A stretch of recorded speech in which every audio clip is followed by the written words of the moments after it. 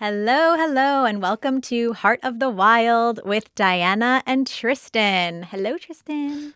How's it, Da? Hello, everybody. Nice.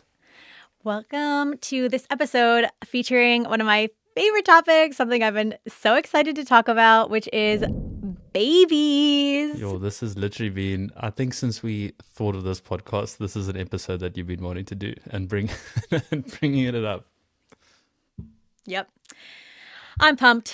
So today we're going to talk about maternal and paternal care of animals. So first of all, if you haven't been here before, we here talk about everything: wildlife, animals, animal behaviors, conservation. Today we're talking about babies. So first, to kick it off, Tristan, let's chat. Who are the best maternal and paternal parents in the wild of all the animals? Yo, well, from personal experience, I'd say probably one of the best mothers out there is the one that you can find on our logo, and that is the elephant.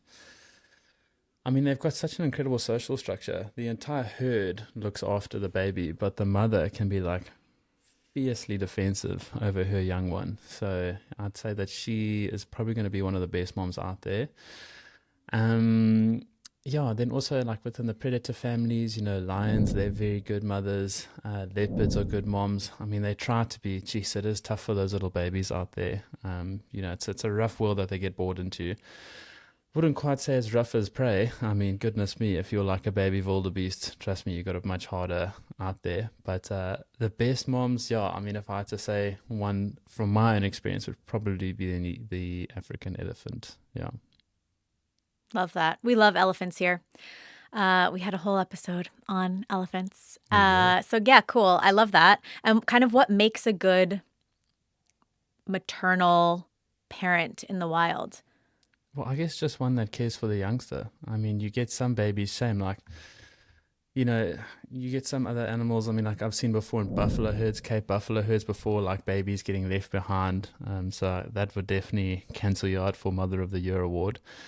Giraffes have been known to sometimes, I honestly think, forget about their little one and just keep on going. So they're definitely not in contention. So I just think any form of parental care is a great mother out here, truth be told. Geez, you get some youngsters that don't even get the chance to meet their mom. I mean, if we're talking spiders, I know that there might be some arachnophobes listening in here, so I do apologize about that. But I'm one of them. you are one of That them, would be. so we won't stay on this for too long. But you get some spiders that It's okay. they're just about extinct at the moment, golden orb spiders, and they've really laid all their eggs, and those eggs are just like laying completely dormant until the rains in the end of the year, and so I don't even think they count as getting an award for being a mother because they're not even around. So yeah. Yeah. I mean, not to go too far off topic, but when we were on safari, if you recall, there are massive spiders that we encounter in the wild. And I remember one of the sort of ladies on our trip had a spider that actually fell on her when the car drove through. And that was literally something that was one of my biggest fears of happening. But it's kind of insane because you just get used to them being around. And I do have, I don't know if I have definitely arachnophobia. Like I can be around the presence of a spider, but I'm not surprised that they're not great maternal caregivers just by looking at them. I don't know if that makes sense. But yeah, I'm going off topic, but like I was just so shocked by how used to being around spiders you get just by being in their presence of these like giant tarantulas Yeah. out in the wild. Is that something that you have experienced? Have you ever had a giant spider fall on you? I mean, personally, no, I don't think I have. I think I've had one spider run over me when I was like sleeping. But that's when I used to do primitive trails. So that's no tents, nothing. You're sleeping on the ground. I can't confirm it was a spider though. I felt it like run over my face quickly and I woke up and I shot up dead straight. So I'm assuming it was a spider. I kind of hope it was a spider because maybe if it was a snake or a scorpion, that would have freaked me out a bit more. But luckily I didn't get to see it. But I have had before spiders landing on guests in the back of the car. And it's so funny how that works. I mean, it's just Murphy's law that it is always the guest that is scared of spiders that happens to. That literally never happens to anybody that's not scared of spiders on my car. And you tell me that you're scared of spiders, all of a sudden they're like falling out the trees. I've had guests say, no, we're Oh my terrified of God. Oh my snakes. God. And then all of a sudden, like, geez, over 3 days, we see like 6 snakes. I'm like, this is ridiculous. I've had guests that want to see snakes and we don't get to see any. Yeah. Yep. That wasn't me. Didn't want to see a snake. Didn't want to see a spider. But yeah, you just kind of get used to it. But yeah, that was an aside as we're chatting spiders. Anyway, back to the moms and the dads. So you keep referencing maternal care and moms and maternal care. So what about paternal care? Like, what is the role of the male in all of this? And I'm not trying to gender things, but like that's how it works in the animal kingdom. Yeah. You are going to love the answer to this. Truth be told, out there isn't a lot of paternal care. There's very few species where there's any paternal care. So the dads, yeah, most of the time on around, if I'm being honest with you, which I can see doesn't make us look good at all. It's mostly the moms that do all the raising. But the dads are there. So the males are just there for reproduction, pretty much, so to speak. Yeah, they're there to get a job done, and then once it is, they're out of there. Yeah. But also, I might add, though, that, and I don't think it's there, I think if they had to choose, they probably wouldn't be around anyway. But quite honestly, a lot of the time the moms get super, super defensive and actually chase away any male animals when they've got babies. I mean, I actually saw it, probably 2-3 days ago with white rhino. Beautiful big female white rhino had a calf, and then this male came too close and she chased him. I got a fright. I had to get out of there, even in my vehicle, because I was out the way. But I certainly didn't want to be anywhere near them when they were running around. So I had to move out the way. It's so shame. Maybe he was coming in there. I don't know if it was his calf. Maybe he didn't even know that. But he was trying to get involved, but she was having absolutely none of it. You know what? I think the female power moves happening in the animal kingdom is just awesome. And sometimes there's like a life imitating animal situation going on. Like, good for these bad, awesome, I'm not going to say the word. You know what I'm talking about. These awesome, lady, powerful animals. This is a family friendly show. Yeah, I was about to remind you very quickly there. I know. Don't worry. I'm not going to curse. Those wonderful female animals that we talk about, lionesses all the time, right? Like they're so strong and powerful. Like they're leading the prides really in terms of hunting and the ways that they're interacting and taking care of their cubs. So good for those strong females taking care of business. Girls rule the world out here. I mean, seriously, like you look at hyenas as a great example of that. Hyenas are the dominant ones, and it's called a clan of hyenas. They're the dominant ones. So, fortunately, I've been able to see a few hyena den sites. Typically, they're going to den within termite mounds that have been dug out by an animal called an aardvark. And it's the females that run that den. Hey, males aren't much. They can come in and out and go and leave, but inevitably it's actually the female that's in control. She can even control who mates with her. Yeah, so she can decide whether or not she wants this male to mate with her or not. So they've got absolutely no say in it. Birds of prey is a good example. Eagles, the females are typically always bigger than the males. They are more dominant. They've got that extra size and strength to allow them to care for the chick. I think girls really rule the world out here in the bush. Thank you for that. Yeah, sure. I second that. I love it. I'm curious if you've ever seen a baby born in the wild and what that experience was like, because we think about the miracle of birth in life with humans, and I wonder if it was, anything like that as well when you see it in the wild. Yeah, I have seen a birth before. Only one, truth be told. I saw the birth of a wildebeest, which was incredibly special. It's a really tough thing to see because usually, if the female, maybe she's going into labor, she can feel contractions. She'll typically, depending on the species, might actually separate herself away from the pride or the herd or the clan. And so for us to actually see the birthing process is very, very lucky, and we're incredibly fortunate if we get to.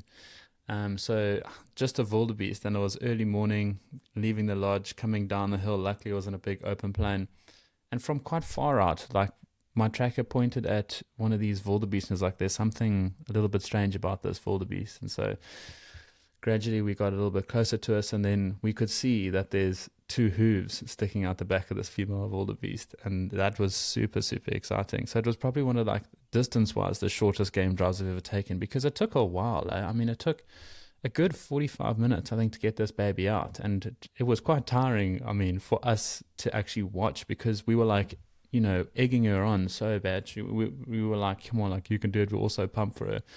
And then the baby would come out and kind of go in again, and then the rest of the herd would stand up and move. So then she would have to follow them, and all of us were getting a bit tired of this, like, one male that was running around and kind of chasing all of the females around, and she had to keep moving. And so eventually, just like one shot, whoops, this baby. just Whoop. There it just goes. Yeah, just like comes screaming out the mom. And it was such a good opportunity for me, because I had always heard about how quickly they can stand up, how quickly they can, like, run. It's something called being precocial. So it means that they're, like, already born with the ability to survive. And so I timed with my watch, and it was like 2.5 minutes. This baby stood up, I mean, with some help from the mom. So the mom was kind of like nudging it and trying to get it to stand up. And then eventually it did. She was like licking it and cleaning it. And then after about 7 minutes, it was walking around. Not very smooth, I might add, but like definitely walking around, following on all fours. And I just thought that was incredible, and it was an amazing experience for me, and one that, yeah, I'm not going to forget. I mean, I can't. It's the only time I've ever seen it, but I think that was really, really cool. If you had to see one get born, though, which animal would you pick, Don? I mean, that sounds so special, first of all. Yeah. I think I would love to see a giraffe being born, because I know that, first of all, giraffes are so high up from the ground. And I believe from just our conversations and from reading about giraffes that they exhibit some really interesting behaviors right after birth. I think they can walk pretty quickly after birth. I know you mentioned just earlier in the episode that the parents might not be, the moms really might not be the best in terms of maternal care, but Some of them. I think it would be so incredible. Like, they've got these really fragile, tiny legs, and, they're kind of getting themselves up and walking around very quickly after they're born. And I think that that would be such an incredibly special thing to see. So if there was one that I could see, I think it would be a giraffe. Yeah.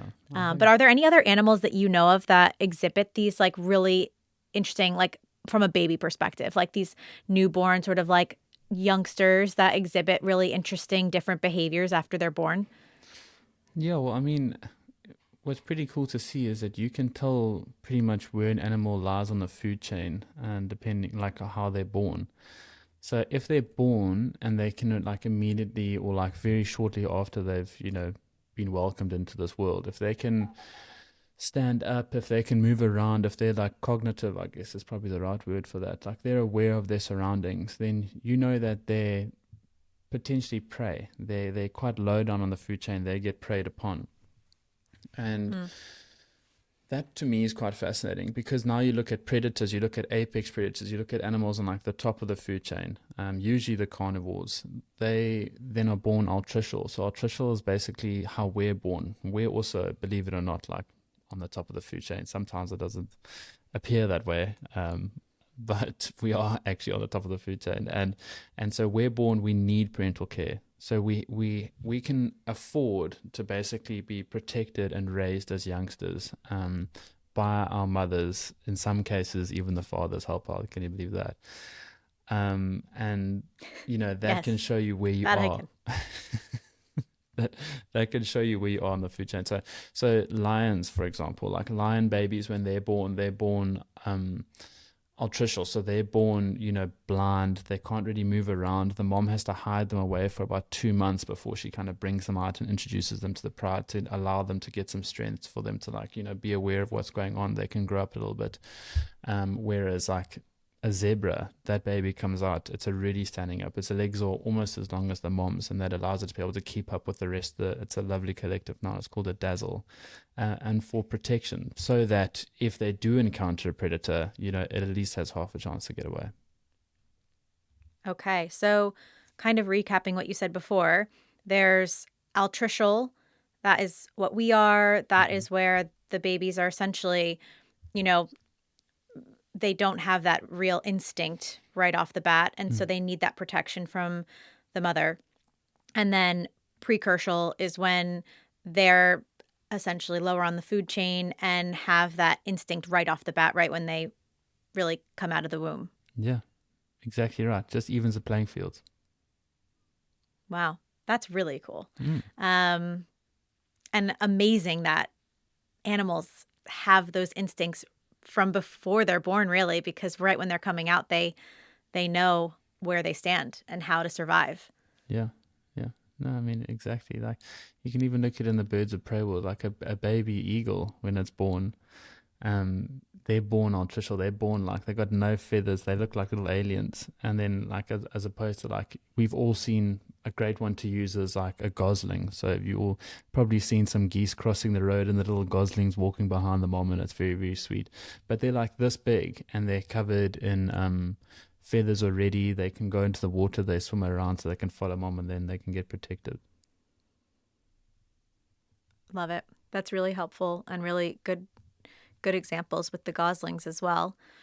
I know when we were out on safari, there were so many questions around gestational periods. And I wonder if you can talk a bit about the length of gestational periods for different animals, who's got the longest gestational periods. Does that impact I guess the word would be the connection that animal has with their offspring? I would just love to dig into that, because I do think that there's so much fascination around the lengths of gestational periods, and we as humans have a 9-month gestational period. So frankly, like, hearing about animals that have these really long gestational periods just is really enticing to chat through.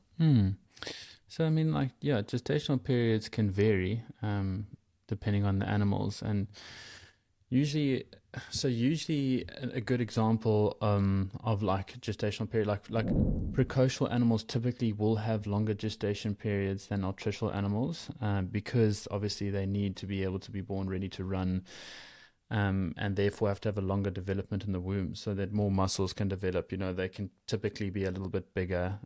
Also brain development, so more complex species like often require longer gestation. So a really good example of that is the African elephant. So that's got the longest gestation period out of any land mammal in the world. I mean, it's 22 months. It's close to 2 years. That baby is born at 100 kilograms, like 220 pounds. Yeah. 2-year gestational period. I I think the women listeners here are probably like, their eyes are wide like mine are at this moment. Yeah. That's a long time That's a to be very, pregnant. very long time. There's been some times where, like, I've said that and I've been guiding a family, and like the mom with like 3 little kids running around, like, is like looking at me like, oh my gosh, there's no ways that she would have done that. No. Yeah, so that's a really, really long time. And so the reason for that length is because, they obviously are born so heavy. They're born very big. I mean, it's a great big animal to start with.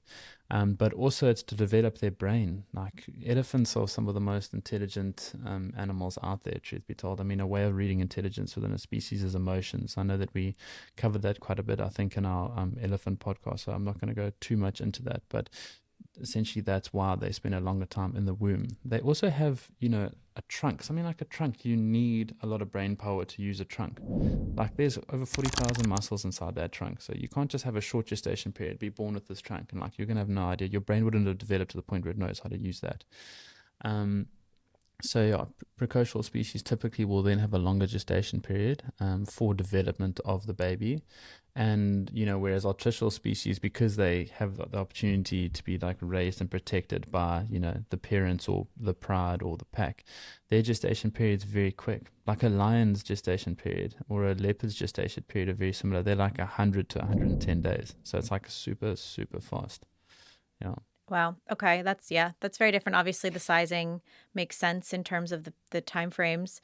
Does that impact how a lion, for example, versus an elephant connects with their offspring or their youngsters? I think so. I definitely think so. I think that,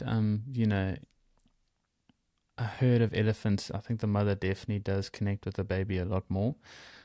So female lions and female elephants are both going to be protective over their cubs, but I think that's instinctual. I mean, you look at humans and their babies. I mean, geez, I know my mom, when we were kids, if there was anyone like if there was another kid like trying to pick on us or something, I mean, that instinct I think kicked in. She was quite ferocious, truth be told, but like a brilliant, brilliant mother, just like so many are.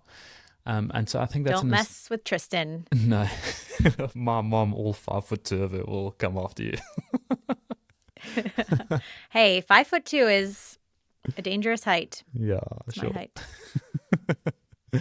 um, yeah, so I think that's instinctual. But if something happened to the actual baby itself, I think that I think a mother elephant would feel that a lot more, because of the development and the brain development. They can experience a lot more emotions than other animals typically could.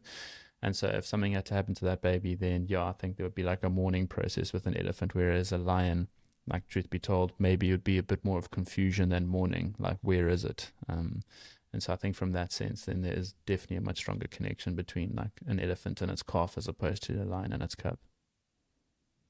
Okay, yeah, that makes sense. And I know there are quite a number of animals that take care of their offspring in packs.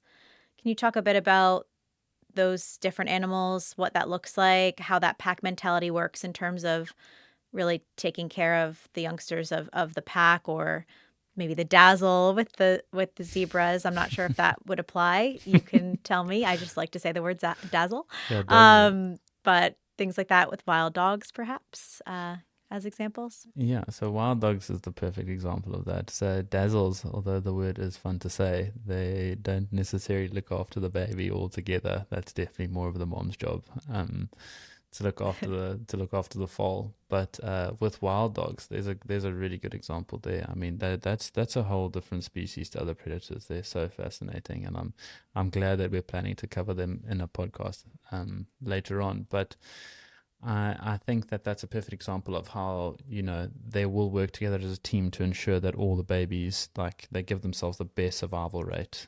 So within that pack, there's only one pair. There's an alpha pair, and they'll only breed. And so they also find den sites, and once they're at the den site, all of them have to eat, and so they can essentially nominate, almost like, the word sounds a bit silly when relating it to a wild dog, but like a babysitter, really. Like, one of the dogs from the pack can stay behind and look after all the puppies while the rest of them go out and hunt.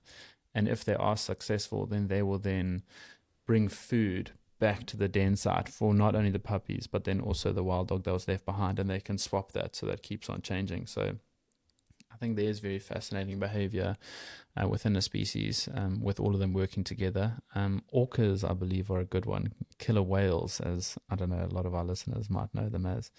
I think that there is a very strong family bond within a pod of orcas as well. I have read up a little bit about it, and I've watched a few documentaries. I find them very, very fascinating, incredibly intelligent animals. But even they will then protect the babies together, like as a group. Especially, you get some that are almost residents in an area. Like, they don't necessarily have to migrate anywhere. If like the breeding waters are fine and there's enough food, there's no need for them to really go anywhere. And those orcas, like, they can stick together for life, in one pod. So I think then there's a lot of protection from the rest of them in case they had to encounter maybe another orca or any other predators out there, like sharks, for example. Yeah, and I know we'll talk a lot about marine animals as well in the future, which is exciting. So love talking about orcas and other marine life. I know you did also mention that there are dens and lions, engaging with their pups in dens. Have you ever seen a lion take, a cub out of a den? I think that is quite a rare sight. So curious about what that might look like if you've seen it. Yeah, that is a very, very rare sighting. That's something that, working in this industry and being out there just about every single day and seeing these lions, it's a moment that we all look forward to, and just, really hope that we can show our guests it. Because when you see like a pride of lions over a certain point of time, you can actually start to notice when one of them falls pregnant. You can see like that she does start swelling up a little bit. So you know, okay, this female is pregnant, and then all of a sudden you see the pride the next day, and oh, the one that we said was pregnant, she's not there anymore. And then like a couple days go by, and then all of a sudden she's back with the pride. But you can see there's like suckle marks. You can see, okay, that's fantastic. She's actually given birth. And so then she would have hid them secretly away from all the other lions as well. So it's not so much like a community den site as it would be with like wild dogs or hyenas, for example. She can even move that den site, so she can pick up the cubs and move them to different spots for their safety. And that can take 2 months. So of her hiding them away from all the lions and then also hiding them away from us.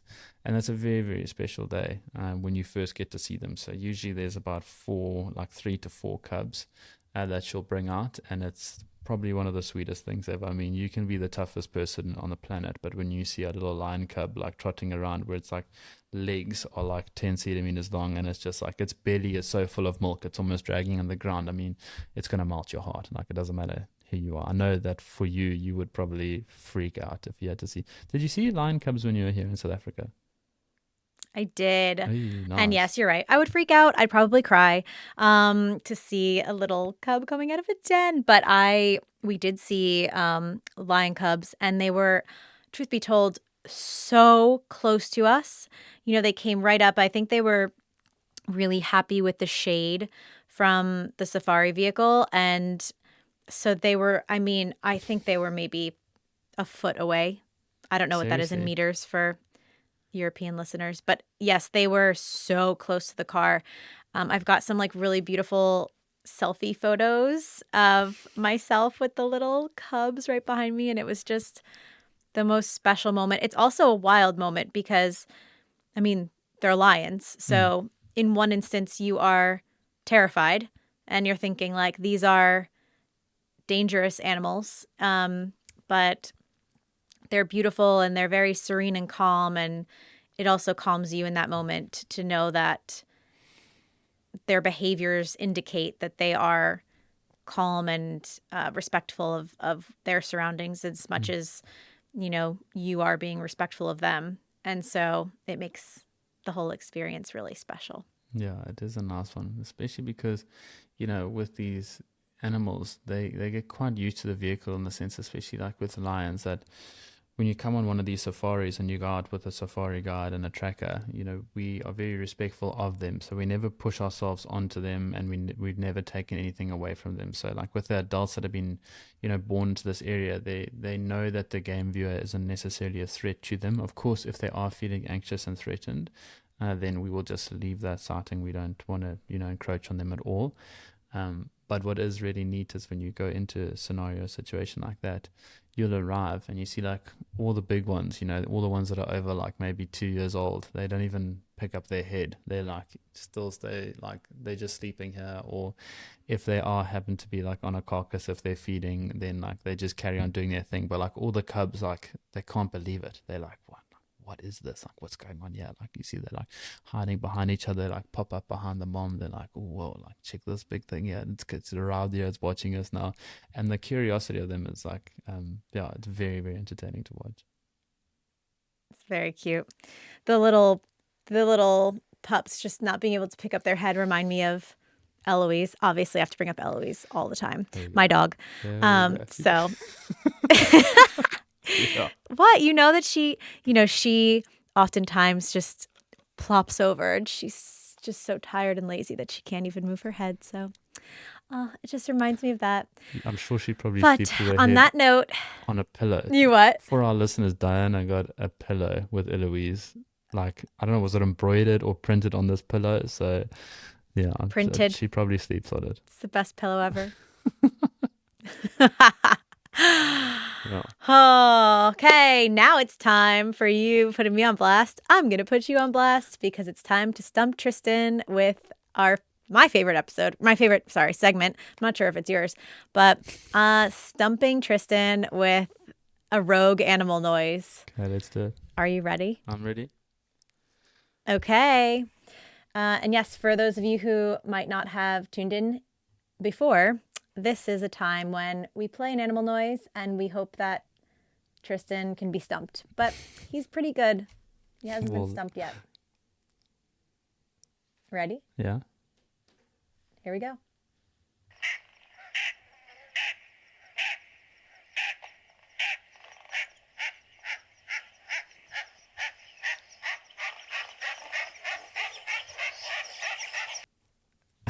Was that all the call? Is that all I get, eh? I will replay it for you. No, don't worry, you don't have to. Here we go. I think it's a lilac-breasted roller.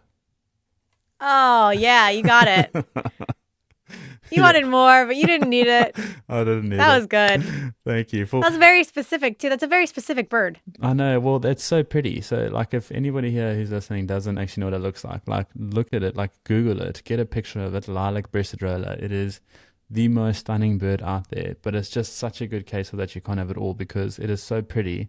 But if you listen to that call, it is certainly not song-like. For me, it sounds like an old airplane, like, starting up from like a World War II documentary. So that's how I remember the call. So it definitely doesn't have a song voice, but it is a gorgeous, gorgeous bird. So definitely do yourself a favor and get a photo of that. Agree. That is my favorite bird sighting. They're absolutely stunning. The name says it all. Lilac-breasted roller. But that was a great call, Tristan. Let's call you Kristen. Almost. And no, sorry. That is going to end our episode. I hope that you all enjoyed our chats about maternal and paternal animal care. And as always, we would like you to remember to please let the heart of the wild inspire not just awe, but action. That's what we care most about here, the conservation and protection of these animals as we talk through them throughout our seasons. Cool. Tristan, amazing. Great to see you. I'll see you soon. I'll see you soon. And bye-bye, everybody. We'll see you soon and chat later. Bye.